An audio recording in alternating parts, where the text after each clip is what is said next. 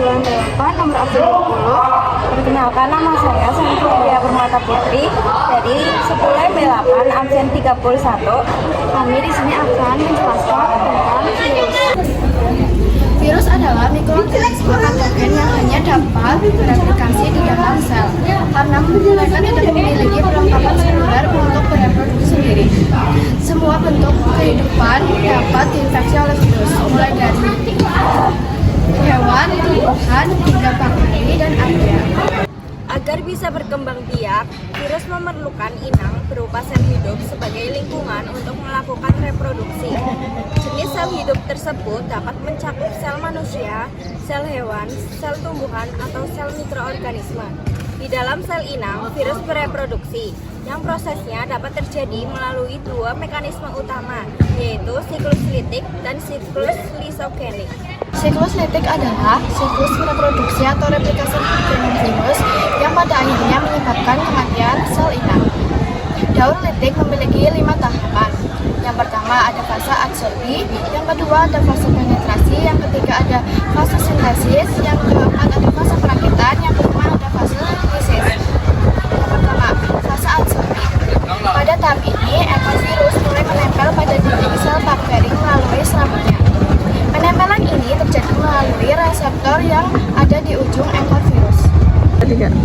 Fase penetrasi tahap ini terjadi setelah dinding sel inang mengalami kerusakan, dan virus akan memasuki sel inang melalui lubang yang telah dibuat oleh virus. Proses masuknya ekor virus ke dalam sel bakteri dapat diibaratkan sebagai anak kunci yang memasuki gembok. Fase sintesis. Enzim lisosim yang dihasilkan oleh virus tidak hanya memiliki kemampuan untuk merusak dinding sel inang, tetapi juga dapat merusak DNA sel inang. Dampak dari proses ini adalah menghentikan sintesis DNA bakteri, di mana DNA virus menghentikan peran DNA bakteri dan sebenarnya mengandalkan sel bakteri. Fase perakitan. Pada tahap ini, segmen-segmen tubuh virus termasuk kepala, ekor, dan serabut ekor yang sebelumnya terpisah mengalami perakitan menjadi satu kapsul lengkap. Fase lisis. Enzim lisosim tidak hanya berfungsi untuk membuat lubang pada dinding sel inang, tetapi juga secara bersamaan memicu pelepasan virus-virus baru di akhir tahap reproduksi. Pemecahan dinding sel inang ini selanjutnya diikuti pelepasan virus-virus baru yang telah bersiap untuk melakukan replikasi kembali dengan mencari sel inang baru. Penyakit yang dapat disebabkan oleh virus yang pertama itu ada flu, COVID, hepatitis. Sekian penjelasan dari kami, kurang lebihnya mohon maaf. Wassalamualaikum warahmatullahi wabarakatuh. Pada daur litik, virus mengambil alih seluruh aktivitas metabolisme dalam sel, bereplikasi dan menghancurkan sel inang.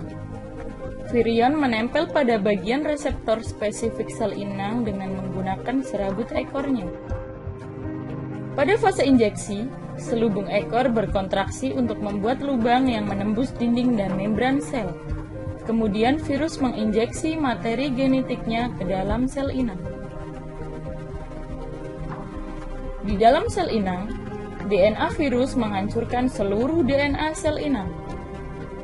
Virus kemudian mengambil alih seluruh aktivitas metabolisme sel inang untuk bereplikasi.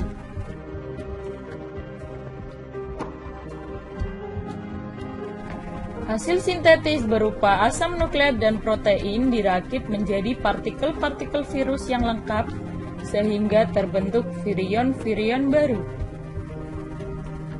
Virus baru menghasilkan lisosom, yaitu enzim perusak dinding sel inang. Sel inang kemudian pecah dan menyebarkan 100 hingga 200 virus baru. Setiap virus baru tersebut dapat memulai siklus baru dengan menempel pada sel-sel terdekat.